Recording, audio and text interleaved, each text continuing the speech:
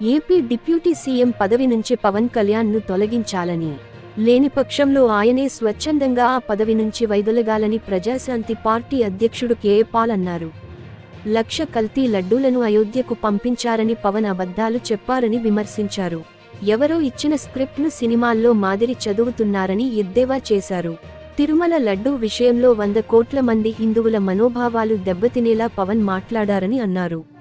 పవన్ పై చర్యలు తీసుకోవాలని హైదరాబాద్ పంజాగుట్ట పిఎస్లో కే పాల్ ఫిర్యాదు చేశారు.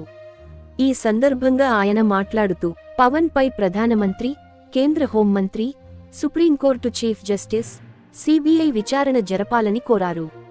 పవన్ పై తాను 14 సెక్షన్ల కింద పోలీసులకు ఫిర్యాదు చేశానని తెలిపారు. ఆర్టికల్ 8 ప్రకారం ఆయనను డిప్యూటీ సీఎం పదవి నుంచి తొలగించాలని అన్నారు. 40 సంవత్సరాల నుంచి నేను ఎప్పుడు పోలీస్ స్టేషన్కి ఇక్కడికి రాలా. 1-2 టైమ్స్ డీజీపీని కలిసా.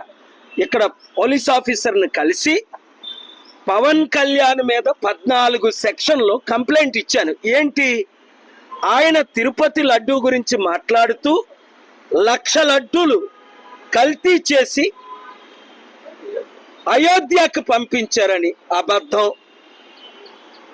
ఇన్వెస్టిగేషన్ అయిందే జూన్లో, అయోధ్య ఓపెనింగ్ జనవరిలో. వీళ్ళు ముఖ్యమంత్రిగా ఉండేటప్పుడే, ఈయన ఉప ముఖ్యమంత్రిగా ఉండేటప్పుడే. అలాగే హిందూ, ముస్లిం, క్రిస్టియన్ మనోభావాలు, ముఖ్యంగా ఆయన హిందువుల్ని కించపరుచుతున్నాడు. ఇన్సైటింగ్ వైలెన్స్ 14 సెక్షన్లు పెట్టాను ఇందులో.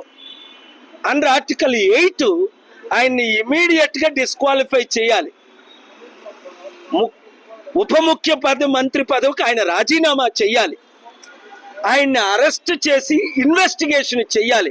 ఎందుకంటే చట్టానికి ఒక ముఖ్యమంత్రి కానీ ప్రధానమంత్రి కానీ అబౌవ్ కాదు. ప్రెసిడెంట్ వివి గిరియే కోర్టుని అటెండ్ అయ్యవలసిన రోజులు ఉన్నాయి మన ఇండియన్ డెమోక్రసీలో.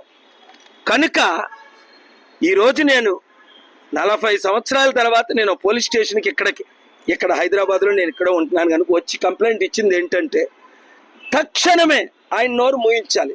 నేను అనేక సార్లు మీడియాలో చెప్పాను, తమ్ముడు పవన్ కళ్యాణ్ నువ్వు ఇష్టం వచ్చినట్టు పిచ్చుకుక్క కరిచినట్టు వాగొద్దు. ఏయో మాట్లాడుతున్నావు, అవన్నీ రాంగ్. నీకు ఎవరు స్క్రిప్ట్ ఇస్తుంది ఈ సినిమా ఫీల్డ్ లాగా నువ్వు చదివేస్తున్నావు, అది చట్ట విరుద్ధం. అవన్నీ రుజువులతో సహా ఈ కంప్లైంట్ ఇవ్వడం జరిగింది. తక్షణమే న్యాయం జరుగుతుందని నేను ఆశిస్తున్నాను. తద్వారా 145 కోట్లు భారతీయులకు, ముఖ్యంగా 100 కోట్లు హైందవులు మనోభావాలు దెబ్బతీశాడు. తిరుపతిని డిఫేమ్ చేశాడు, లడ్డూని డిఫేమ్ చేశాడు, ఫ్యాబ్రికేటెడ్ ఎవిడెన్స్ లేకుండా మిస్లీడ్ చేశాడు. నువ్వు అనుకుంటున్నావా పవన్, నేను సనాతన ధర్మం అంటే ఎవడైనా నమ్ముతాడా? నువ్వే అన్నావు నేను క్రిస్టియన్ని బాప్తిసం తీసుకున్నానని. మొన్నే నువ్వు రిజిస్టర్ చేయించావు నీ కూతురు హిందూ క్రిస్టియన్ అని. సనాతన ధర్మం అయితే ఇవన్నీ విరుద్ధులు కదా. ఎవరో క్రేజీ వాళ్ళు తప్ప ఎవరు నిన్ను నమ్మరు. నేను ముస్లిం గౌరవిస్తున్నాను అన్నావు, బీఫ్ తింటాను అన్నావు.